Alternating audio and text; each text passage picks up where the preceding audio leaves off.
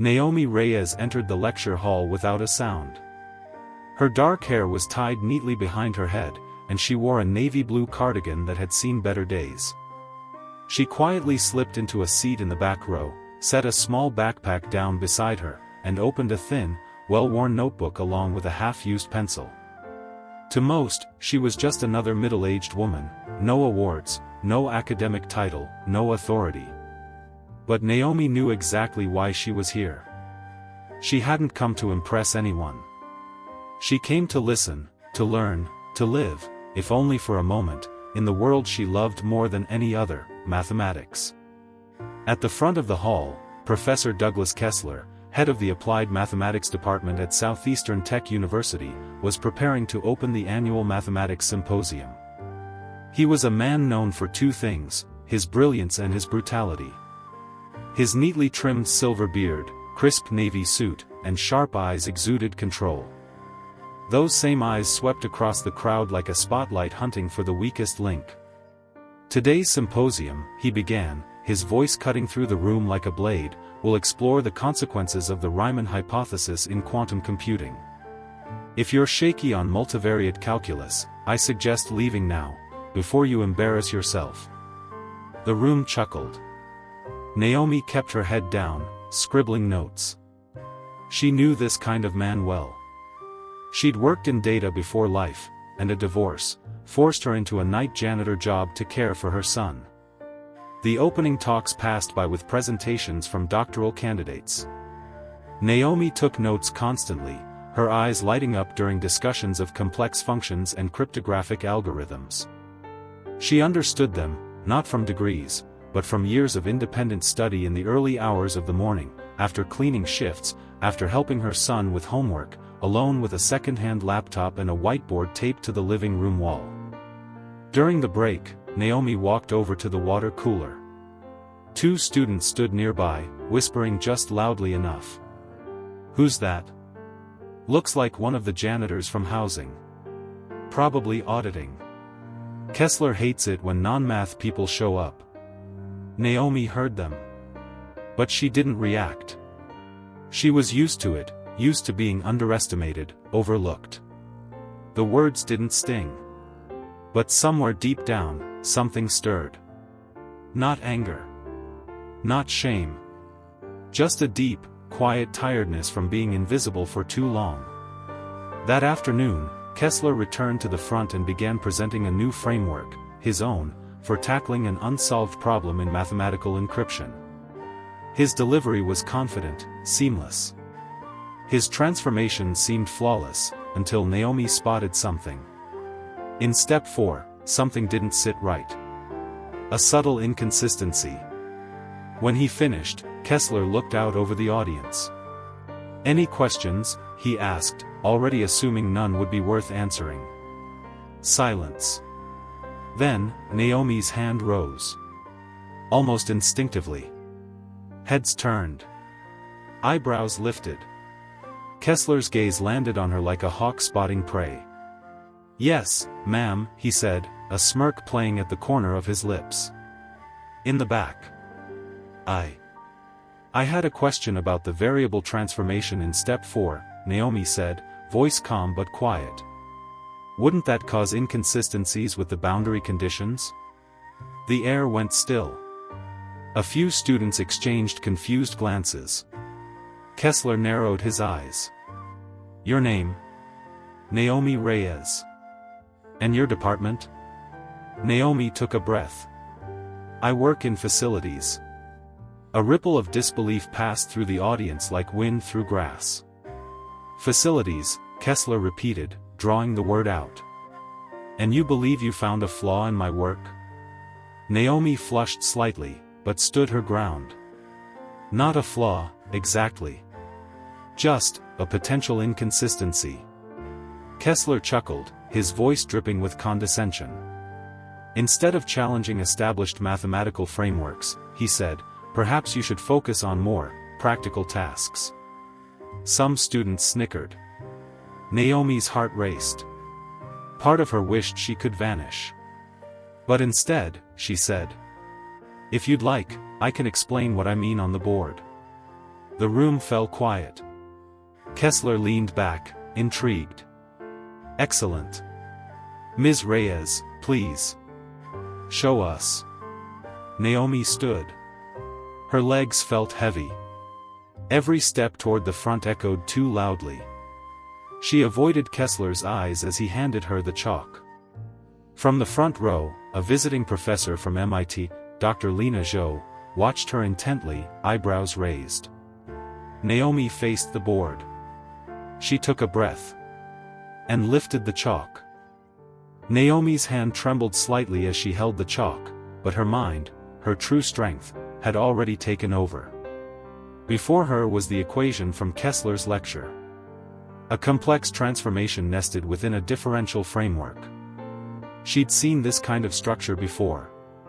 She'd studied it in silence for years. Behind her, someone whispered, "This is gonna be painful to watch."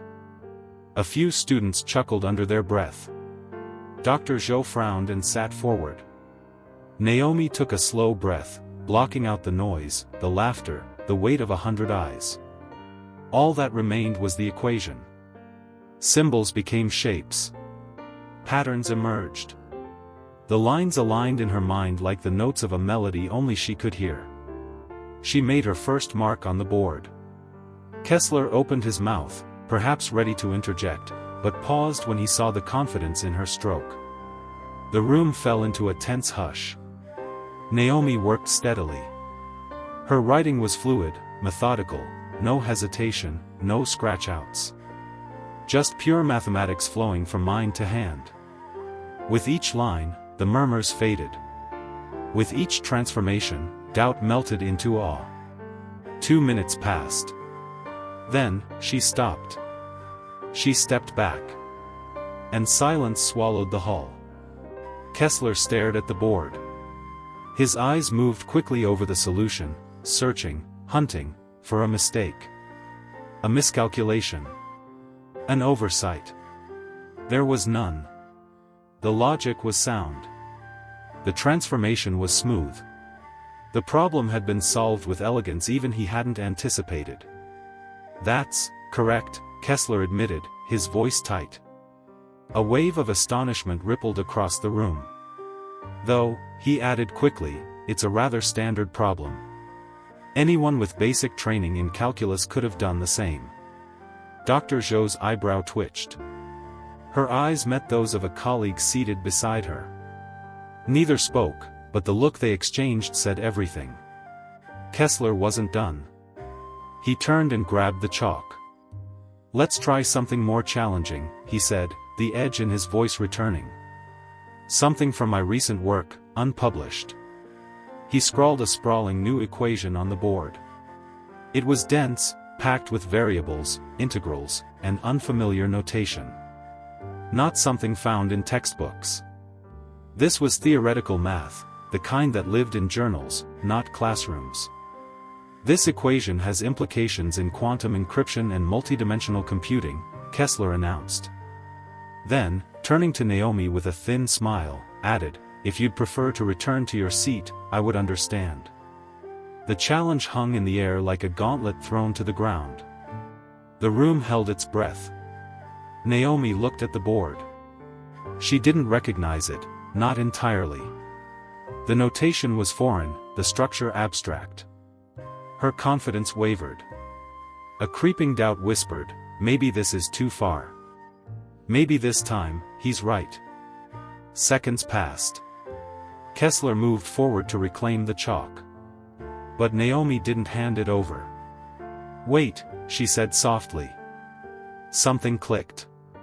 A flash of memory. An article she'd read during lunch, huddled in the campus library on a rainy afternoon. It had mentioned a new encryption theory, something unproven, experimental. The pattern now danced before her eyes. She began to write. Slowly at first. Each symbol carved with care. Gasps erupted from the front row. "She's not just solving it," Dr. Zhou whispered.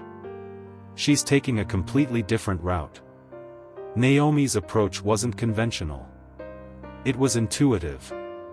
Creative. She wasn't following a method, she was mapping the terrain in real time, building her own trail. Halfway through the solution, she paused. Her brow furrowed. She had hit a wall. The room tensed. Kessler smirked and stepped forward. "A valiant attempt," he began. Naomi didn't move. She stared at the board. And then, like a lighthouse flickering into focus through fog, she saw it. The way forward. A shift in approach. A substitution that hadn't been taught anywhere, but which made everything fall into place. She erased 2 lines. Started again. And this time, the room went silent, not with judgment, but reverence. Her chalk moved faster now. The transformation stacked seamlessly. Even professors in the front row leaned forward in disbelief. Dr. Zhou gasped. "She's collapsing dimensional layers using, wait, that's the Lamper Takahashi model. But, it was published just last month." Kessler stepped back, pale. His eyes scanned the board as though unable to process what he was seeing. "That simplification," he said, almost to himself. "Where did you learn it?" Naomi finally turned and looked him in the eye. "I didn't learn it," she said quietly. "I just saw it." Their eyes locked. It was a confrontation, yes, but not of anger. It was the collision of 2 worlds, one shaped by pedigree and power, the other by silence and substance. Dr. Zhou stood from her seat. "That's the Takahashi method," she said, voice carrying across the room. "Except, it's even more efficient. That final transformation isn't in the publication." The entire room turned to Naomi. "How did you know?" Zhou asked. Naomi hesitated. She looked at the chalk in her hand, her fingers dusted white. "I didn't," she said. "I've never read the journal. I've never been taught formally. I just understand numbers." The silence was deafening. Naomi stood before the chalkboard, breathing quietly, the weight of every gaze in the room pressing against her shoulders. Professors, doctoral students, academic stars of the future, all of them stared. Not with ridicule now, but with stunned attention. She wasn't supposed to be here, not in theory. She wasn't supposed to know these things, not without credentials.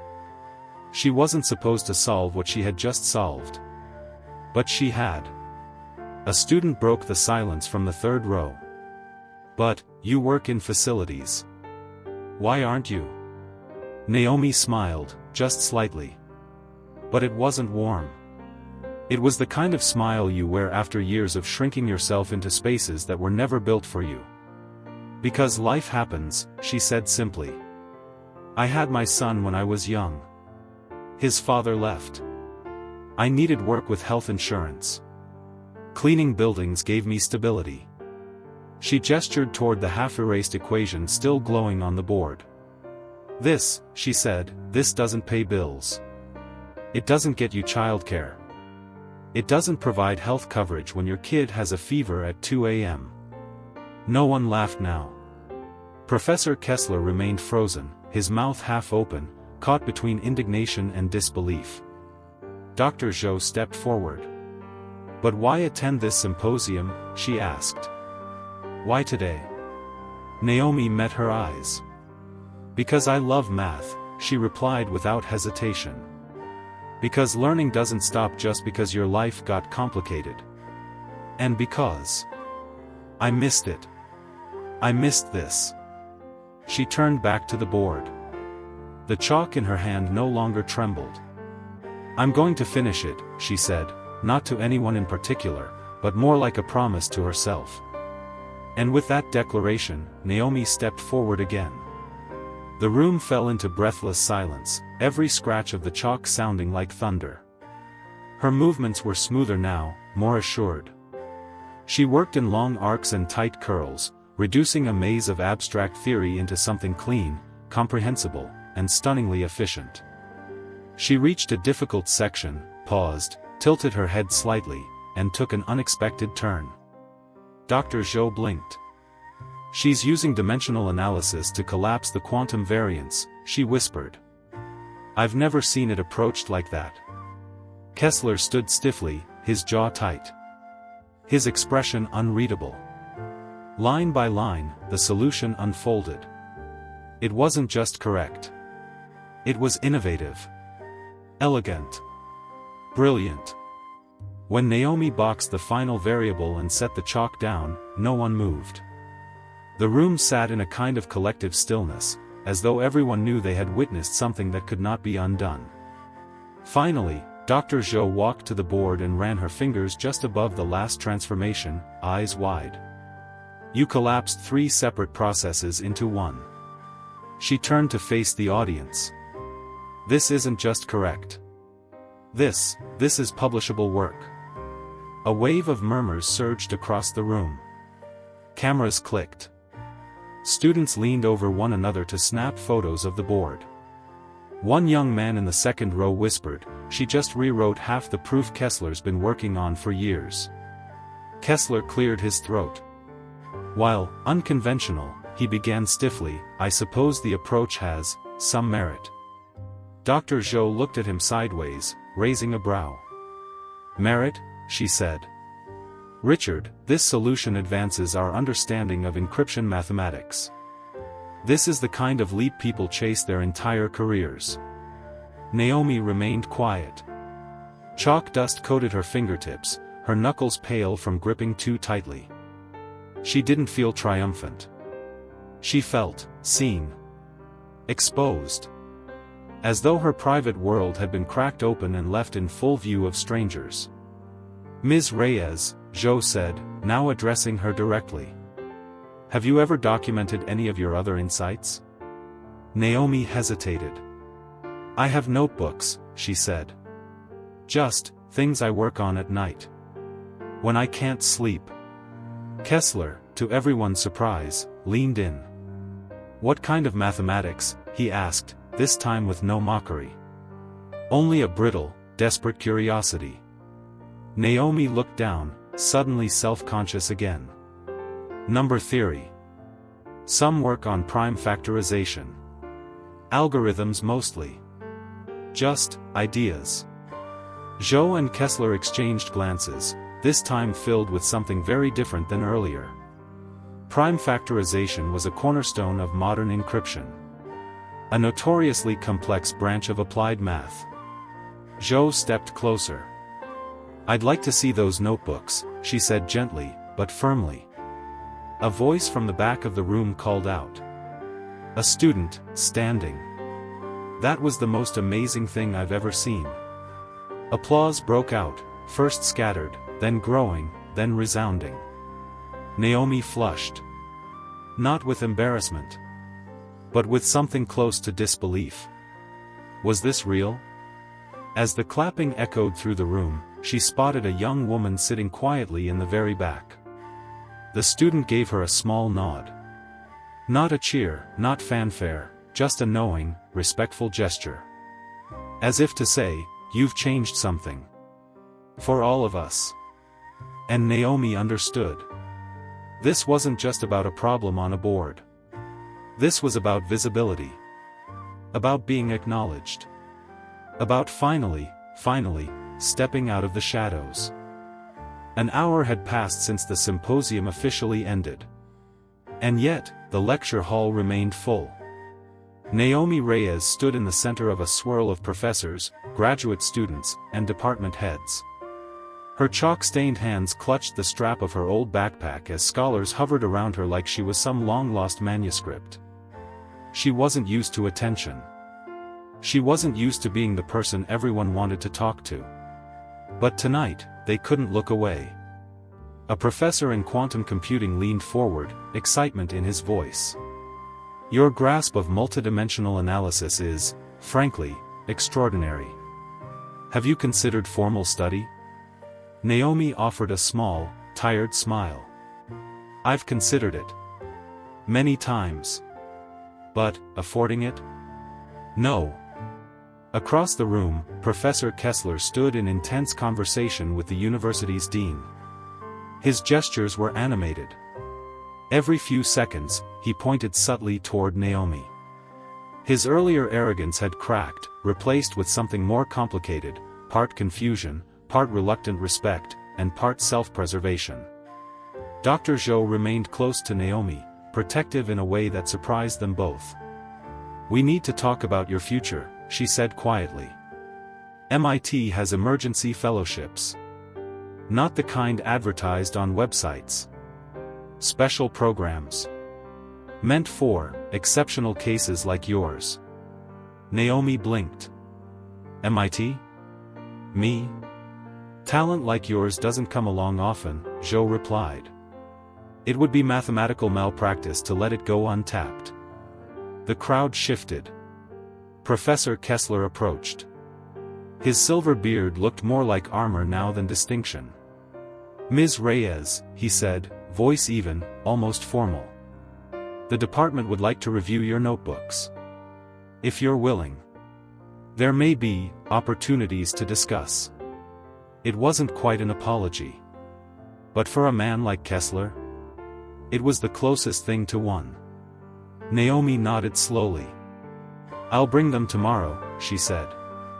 "I'll be reviewing them personally," Dr. Zhou interjected, her tone sharp but professional.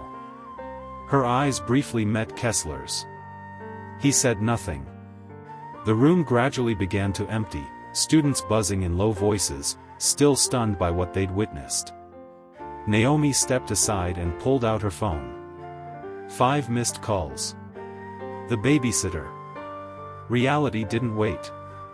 Her life outside that room still existed: rent, groceries, her son's school projects. But something fundamental had shifted. She had stepped forward, and the world had taken a step back to let her through. As she made her way to the exit, a young student caught up to her. "Miss Reyes," she said shyly, "I'm studying engineering. First-generation college student. From a small town. People don't expect much from me either." Naomi paused. The girl's eyes were shining. "I just wanted to say, thank you. For showing me I'm allowed to be smart. Even if no one expects it." Naomi didn't speak right away. Instead, she smiled. The kind of smile that comes from watching a door open, not just for yourself, but for someone else. Outside, the evening air was crisp. The buildings around campus stood quiet, unaware that within them, one janitor had changed the trajectory of an entire academic department.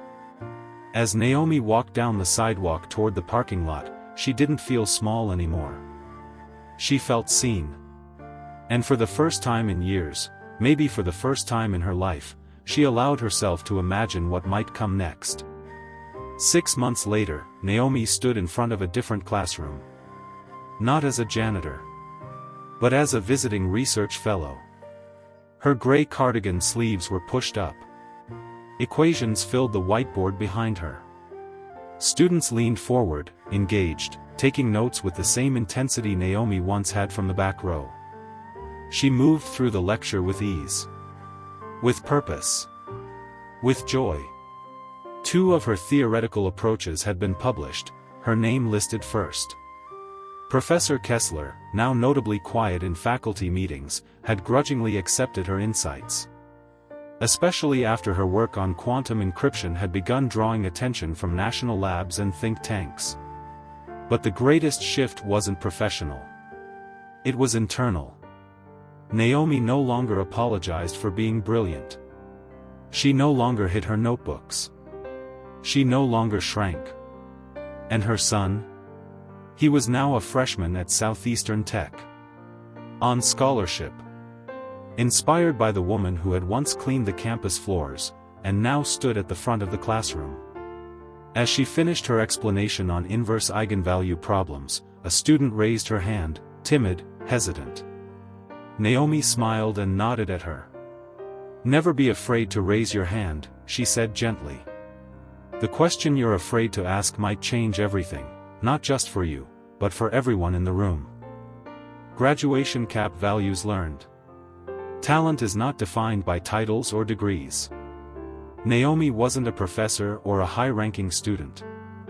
She had no elite credentials, only passion, perseverance, and extraordinary intelligence.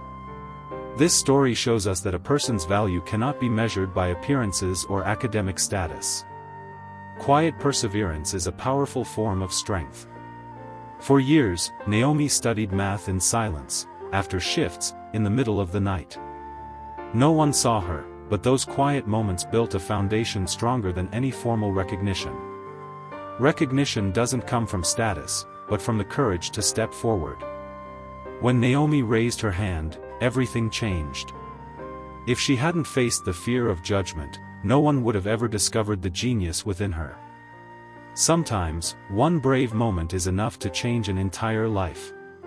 We never truly know who we're underestimating. The story reminds us to stop judging people based on appearances, professions, or age. Genius often resides in the most unexpected places, even in someone cleaning a lecture hall. Passion doesn't die when nurtured from within. Even when pushed out of the academic path, Naomi never gave up on mathematics. True passion doesn't need a stage, just a heart willing to keep it alive. Books: the universal lesson. Genius often lives in silence, not because it lacks brilliance, but because the world refuses to listen. Genius is often hidden not due to lack of ability, but because society isn't ready to recognize it. So remember. Have the courage to step into the light, no matter where you come from or what your past looks like. Never underestimate anyone. You may be standing in front of someone who could change the world. And most of all, never be afraid to raise your hand, because the question you're holding might be the one that changes everything.